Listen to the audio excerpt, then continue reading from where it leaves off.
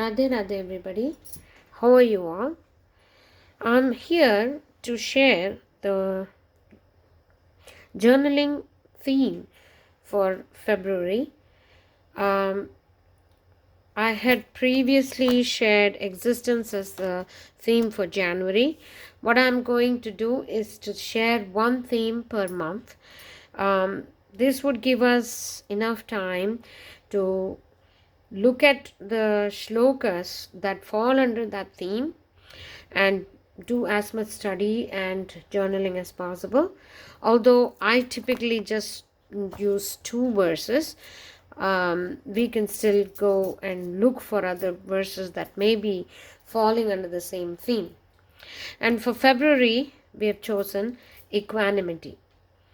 So the verses that I've chosen for this theme is Chapter 2, 38th verse, Sukha dukhe same kritva labha labhau jaya jayo tatho yuddhaya yujasva naivam papam avapsyasi.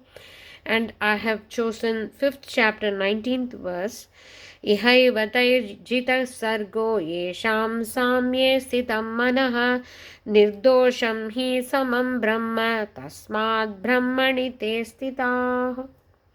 These two verses extol the quality of equanimity and how once if we achieve equanimous mind, equanimous state of being, we are just considered successful or having made it in spiritual world. Especially 5:19 says the person who has already done that, that which is achieved equanimous mind, is considered equal to Brahman. He's already Brahman realized or God realized, and he's established in it, and not just equanimous in one situation and then just oscillating and going this way and that way, always equanimous in all situations. So key points to contemplate here for my journaling, I have chosen these questions.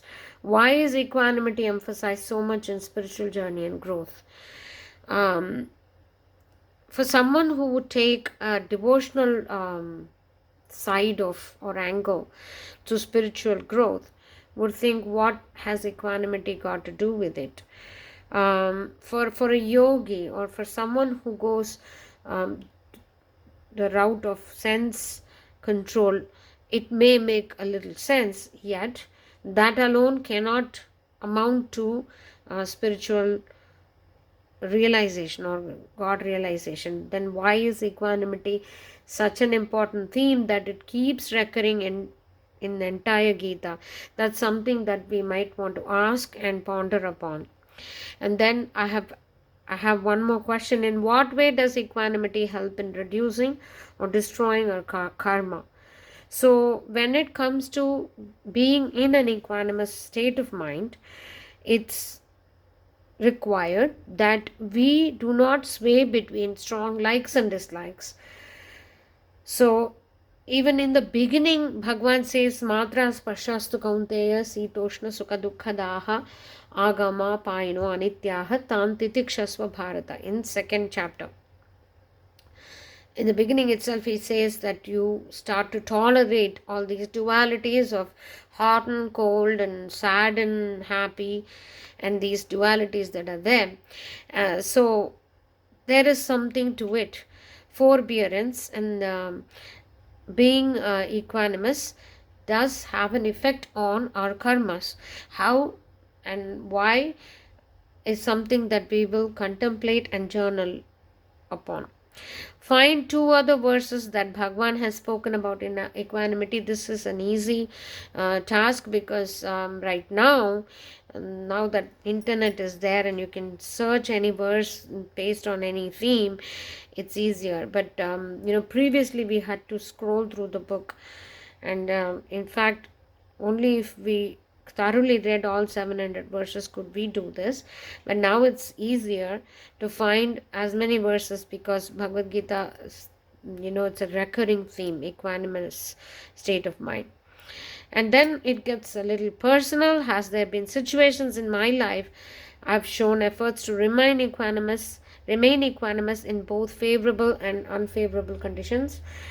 Has there been situations where it was not favorable to me, in terms of people I was interacting with, situations I was in, and external factors, like it could be as physical as me having to be in cold weather or something like that. So have I tolerated these situations and tried to be equanimous, is something that I would ask in face of someone being very, very nice to me. In that case, I shouldn't be swaying the other side where I'm strongly liking this person and someone being extremely not nice to me, and then I still hold on to my equanimity and treat this person with utmost respect. Have I done that? That's one question that I would ask myself. And if I have not, and there may be many situations where I have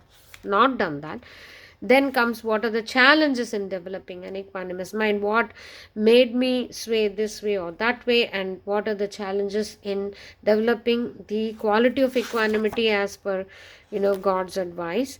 Spiritual practices that are designed to strengthen, develop an equanimous attitude in life. This is something that I want to really look at, because in Sanatan Dharma, there are practices of, in many dharmas, in fact, all dharmas recommend a period of fasting and, putting your body through certain unfavorable conditions. This way, you are able to develop that forbearance and, you start to not complain about unfavorable situations. Now, most of our society's problem right now is our inability to take things as they come, and that is something that will take us a long way, whether it's spiritual growth or not. Even to achieve material success, one is required to have a little bit of this equanimity in life. So, but there are certain spiritual practices that are designed to strengthen this already. One is fasting. There are other things that we can think of. In any case, controlling senses becomes the first step, and that's always designed as a spiritual practice. Breath, mantra, meditation, something like just a vow to not complain, just a vow not to say anything bad or blaming about others or conditions around me. Just taking whatever happens around us and just tolerate it, at the same time face it with a lot of faith and courage. These are things that are built in spiritual practices. So I want to look at all those practices that are there, like shaucham, indriya nigraham. You would find those in scriptures too, but not referring to any scripture. What are the simple things that we do at home when it comes to spiritual practice that may help us develop an equanimous mind, and therefore would hasten the spiritual realization and getting close to even Bhagavad Gita's message. These are journal prompts that I have for this month. I hope you had journaled previously on the theme of existence, and because I was receiving responses that this is a good thing and I should keep doing it, for each month I would go into a theme, go into certain verses. I would give 2 verses, and you could always just look for more verses and get close to the words of Bhagwan from Bhagavad Gita.